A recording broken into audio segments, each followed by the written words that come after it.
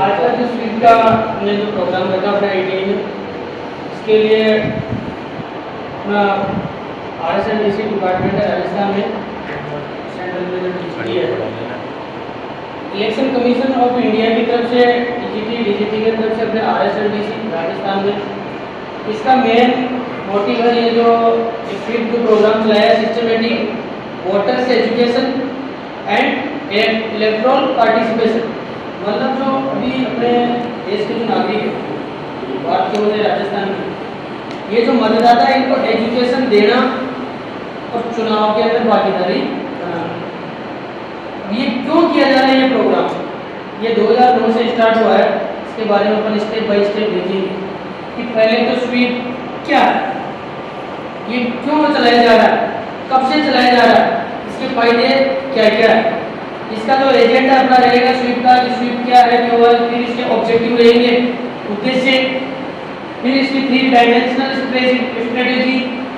SVEEP पहला जो चरण चला था 2009 से 2013, दूसरा चरण था 2013 से 14 और तीसरा चरण 2015 से लेकर अभी तक। ये स्वीप का जो कार्यक्रम है वो तो अभी सर ने भी जो बात बताई है, सर ने भी जो बात बताई है वो इसी का उद्देश्य है मतदान से रिलेटेड।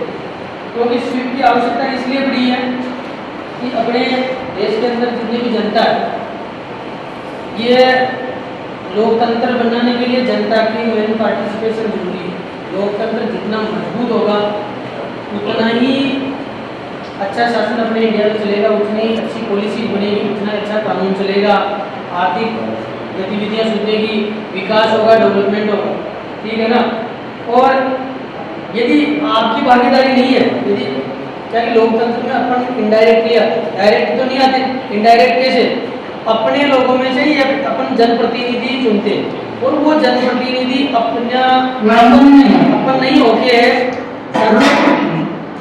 संसद में या विधानसभा में अपना प्रतिनिधि होता है, वो वहाँ पे कानून बनाए जाते हैं कि जनता में क्या क्या समस्याएं आ रही है, जनता के कैसे विकास किया जाए, एजुकेशन कैसा हो, हेल्थ इंफ्रास्ट्रक्चर कैसा हो, विकास कैसे हो, परिवहन कैसा हो। तो ये सब चीज़ों के लिए स्वीप कार्यक्रम चलाया जा रहा है। क्योंकि राजतंत्र होगा तो वहाँ तानाशाही पद्धति रहेगी, शासन की जो शक्तियाँ हैं वो एक आदमी के पास केंद्रित होती है। लोकतंत्र में क्या होता है, शक्तियों का बंटवारा तो विकेंद्रीकरण होता है, डिस्ट्रीब्यूशन। कार्यपालिका अलग होती है, न्यायपालिका अलग है और विधायिका अलग है। जो आप जनप्रतिनिधि जो चुनते हो, जनप्रतिनिधि आपके द्वारा जो चुने हुए मतदान देने के बाद में जो विधायिका में जाते, लेजिस्लेटिव असेंबली हो या संसद हो, राज्यसभा हो, वो आपके द्वारा ही जाते। और यदि लोकतंत्र मजबूत नहीं हुआ तो देश का शासन चल नहीं पाएगा और अपन गुलाम थे। तो आप लोगों को तो सबसे पहले वोट दो।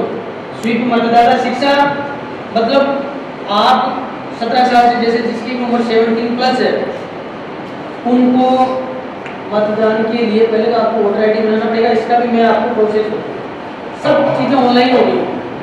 आपको BLO के द्वारा तो बाद में कॉन्टेक्ट करना पड़ेगा। दुनिया के किसी भी कोने में बैठे हो ना, आपको मैं सारी चीज़ें बताऊंगा, उनसे आप वहाँ बैठे बैठे कर दो। यदि स्वीप कार्यक्रम नहीं चलाया जाता और आप दूर हो तो आपका ना तो वोटर ID बनता और बोले कौन जाएगा, इतनी दूर किराया लगेगा, टाइम वेस्ट होगा। ये जो टेक्नोलॉजी इस्तेमाल हो रही है, ये जो आपको एजुकेशन दी जा रही है वोटर्स को, इसके लिए आपको जानकारी होना जरूरी है। मोबाइल चलाते हो बट मोबाइल का पॉजिटिव वे में कैसे यूज करते हो, ये चीज़ें हमें पता होनी चाहिए। जब तक आप अवेयरनेस नहीं होगे टेक्नोलॉजी के बारे में तो आप कुछ नहीं कर सकते। मोबाइल 15,000 का 10,000 का रखते हो, लेकिन यदि उसका महत्व यूज नहीं कर, how utilize my mobile that you can do anything, आप कुछ भी नहीं कर सकते। चीज़ आपके पास रखते हो, उसका आपको पूरा पता होना चाहिए कि इसकी क्या यूज है, क्यों है और कब क्या करना। ठीक है, नेक्स्ट में चुनाव आयोग का एक इलेक्शन कमीशन ऑफ इंडिया की एक थीम है, ये इन्होंने प्लेटफॉर्म स्टार्ट किया है। स्वीप का जो प्राइमरी लक्ष्य है सभी पात्रित नागरिकों को जो 17+ है, कोई भी कुछ भी चीज़ें, सारी चीज़ें मैं ये बताऊंगा, उस ऐप के माध्यम से आपको सारी चीज़ों का नॉलेज मिल जाएगा। फिर चुनावी भागीदारी को बढ़ाना, इससे आपको अवेयरनेस आएगी अपने एरिया की सारी। नैतिक और सूचित मतदान के संदर्भ में गुणात्मक भागीदारी बढ़ाना, क्वालिटी होनी चाहिए। देखिए आपने जनप्रतिनिधि चुनाव में पहले बताया कि आदमी के सारे पता होने चाहिए, पता होना चाहिए कि राज ऐसे करेगा फिर क्या करोगे, सही है ना। तो आप लोगों को इन चीज़ों के बारे में पूरा अवेयरनेस होना चाहिए। सतत चुनावी और लोकतंत्र शिक्षा, इसके बाद में निष्पक्ष मतदान, मतदान भी निष्पक्ष होने चाहिए। बहुत सारे फ्रॉड होते हैं ना, मतलब वोट देने जाते हैं वहाँ डबल भी वोट दे देता है, पता ही नहीं लग पाता। इतनी टेक्नोलॉजी आ रही है कि कोई भी बंदा डबल बार वोट नहीं दे सकता, वहाँ बहुत वोट चलते, पर्ची वोट भी चलते हैं। इसमें सारी चीज़ें मिलेंगी आपको, वोटर का रजिस्ट्रेशन कैसे करना है, फिर कंप्लेंट कैसे करना, आप किसी की भी कंप्लेंट कर सकते हैं।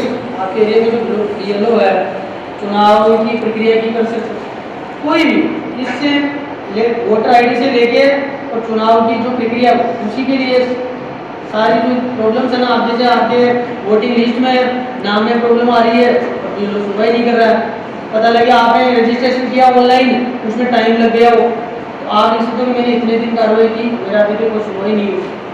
वोटर की इंफॉर्मेशन टोटल आपको सारी इंफॉर्मेशन मिलेगी और आप इसके बारे में आप खुद इंस्टॉल करना देखना। फिर बूथ नेविगेटर, फिर रिजल्ट भी पता लगेगा, जैसे चुनाव हो गया उसके बारे में कैंडिडेट की इंफॉर्मेशन पता रहेगी। तो यह आप लोगों को पता होना चाहिए क्या है ऐप है, मतदाता हेल्पलाइन ऐप हिंदी में और इंग्लिश में वोटर हेल्पलाइन ऐप। वही स्वीप बोला, स्वीप क्या है जो मैंने बताई दिया इसके रिगार्डिंग।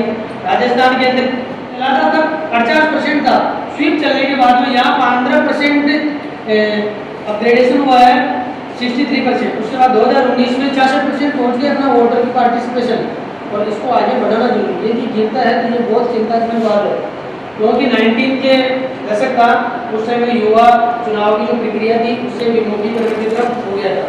इसलिए सेंट्रल गवर्नमेंट ने इसके लिए को जागरूक करना जरूरी है। बिना अवेयरनेस के आप लोगों को इसके बारे में पता नहीं चलेगा। राजस्थान की जो केंद्रित स्वीप के जो लक्ष्य हैं, देखो त्रुटि रहित मतदाता सूचियां, वोटर की जो लिस्ट है ना उसमें आपके जितने भी एरर आ रहे हैं ना उनको सुधारना जरूरी है। कुछ लोगों के तो 2-2 आईडी, 2-2 नाम, दूसरी जगह चला गया। तो अभी डिजिटलाइजेशन 2-2 वोटर आईडी नहीं बन सकती, आप फर्जी वोट नहीं दे सकते। नाम में है प्रॉब्लम, यदि आपके उसमें डेट ऑफ बर्थ में, नाम में, एड्रेस में सारी चीज़ें आपको करेक्शन कर सकती है। पहले फोटो किसे नहीं आती, टेक्नोलॉजी अपग्रेडेशन होने के बाद में फोटो एकदम क्लियर आ रही है। फिर देखो स्वतंत्र एवं निष्पक्ष निर्वाचन प्रक्रिया, स्वतंत्र का मतलब फ्रीडम होनी चाहिए।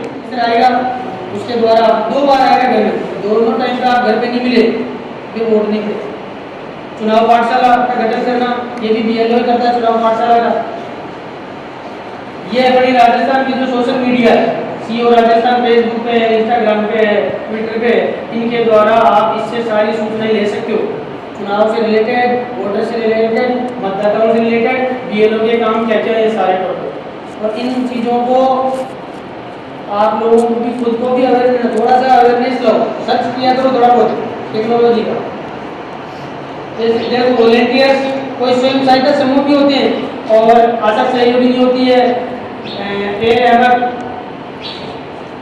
एश्योर्ड मिनिमम फैसिलिटी, जहाँ चुनाव पड़ रहा है उस तक ऑनलाइन हो तो पता, क्योंकि बहुत सी अभी कभी बीएलओ के पास किसी भी गए तो वहाँ लाइन लगी पड़ी है और आपको भी पढ़ने आना है, जब वो काम करने का वो ड्यूटी में जाता है तो वो सूचना लेने ऑनलाइन में लगेगा क्या? तो ऑनलाइन हो रहा है तो रात को भी कर दिए अपन भाई। गवर्नमेंट के कार्यालय में 10 से 5 बजे तक की सुनवाई होगी, वहाँ भी जब वो बंदे का आपका नंबर आएगा तब। और यदि आप इन चीज़ों के बारे में अवेयर हो, आप 24 आवर्स भी नहीं कर सकते, 24 आवर्स इंटू 12 12 महीने, ठीक है। नाम हटाना, विदेशी मतदाता के लिए प्रविष्टियों में सुधार के लिए फॉर्म नंबर 8, इन चीज़ों को लिख लेना। आप लोगों ये पीपीटी में दूंगा तो इसके द्वारा भी फॉर्म नंबर पता होना चाहिए। पता लगे आपको पता है तो फिर ई मित्र पे जाओगे तो लोगों को 50 रुपये और लेगा, आपको नॉलेज है पैसे की बचेगी। और यदि किसी के परिवार में 7-8 आदमी 10 आदमी है तो कितने पैसे हो गए, कितना टाइम खर्च हो गया, आपकी जिंदगी में मिले आप सुधार सकते हो, करवा सकते हो। और डीपी से मोबाइल जांच, शिकायत दर्ज करना और ईवीएम से रिलेटेड सारी नॉलेज आपको बता दिया मैंने। लगभग आपसे इलेक्शन से रिलेटेड सारी सूचनाएं आपको ऑनलाइन मिल जाएगी। अब इतने सेशन को बताने का मेन मोटिव है कि आप लोगों को जिसका भी वोटर आईडी नहीं बना है उसको बढ़वाना है या तो ऑनलाइन बढ़ाओ, जीरो से कॉन्टेक्ट करो। बनाने के बाद में और ये सारी सूचनाएँ आप लोगों को मिली है, इसको अपने मोहल्ले में, अपने रिश्तेदारों, अपने दोस्तों को बताओ। जितनी ज़्यादा इस अवेयरनेस के बारे में शिक्षा जो आप लोगों ने मिली, जितना पहुँचाओगे, एजुकेशन यही होगी स्वीप का कार्यक्रम, पर आगे से आगे चेन के रूप में इसको बढ़ाना एजुकेशन को, और मतदाता को चुनावी भागीदारी के लिए प्रोत्साहित करना। इस इतने बड़े सेशन से आप लोगों को प्रेरणा लेगी। अब ये बताओ कि ये काम कौन कौन नहीं करेगा, वो करेगा? सब करेंगे ना?